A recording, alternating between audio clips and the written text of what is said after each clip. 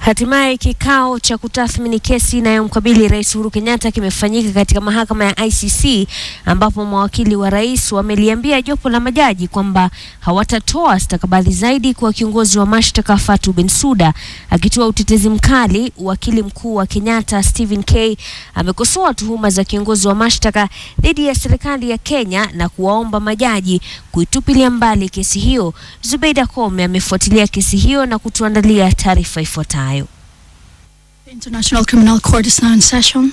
Uhuru Kenyatta alipofika mbele ya majaji wanaotathmini kesi inayomkabili, aliamua kunyamaza kimya.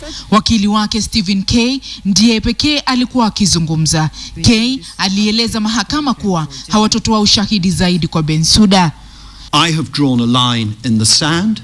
I do not have to provide any further evidence. We, in many respects, have not had trust in the court and the prosecution. K amesema haoni sababu za kuendelea kwa kesi sio na ushahidi, kwa hivyo anakapendekeza itupiliwe mbali.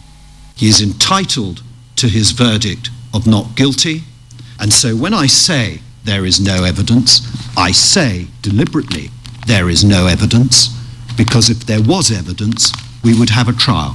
Upande wa mashtaka na ule wa waathiriwa hawakuchukulia kwa urahisi hoja hiyo. This case should be adjourned rather than withdrawn. If the trial chamber terminates this case, others will draw the conclusion that a prosecution at the ICC can be effectively undermined through a combination of bribery, intimidation, and unlawful obstruction of access to evidence. From yet another MP who is alleged to have been the coordinator of the violence in Naivasha. During a meeting at a hotel in Naivasha, he contributed 200,000 shillings from his personal funds and 1 million shillings which he said came from Kamwana. That means young man, and it was Mr. Kenyatta's nickname.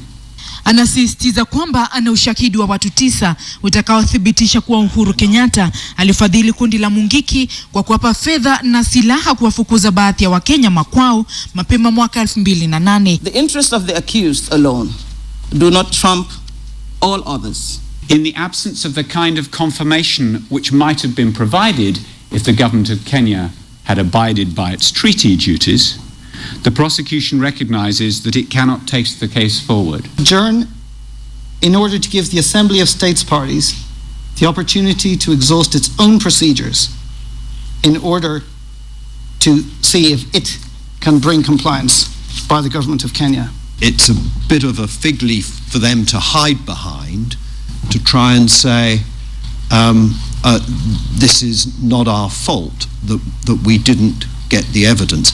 The case was brought after an investigation and evidence produced which came from the national sources.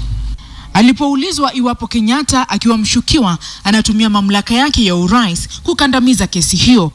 Do we understand correctly that the prosecution is not alleging at this time that the accused has deliberately interfered with the collection of evidence?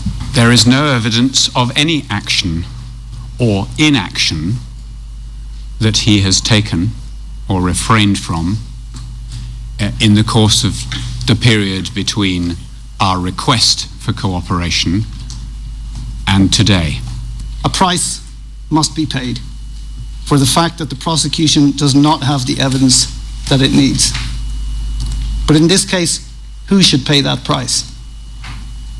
Should it be the victims, whose quest for justice has been cruelly frustrated both in Kenya and before this court?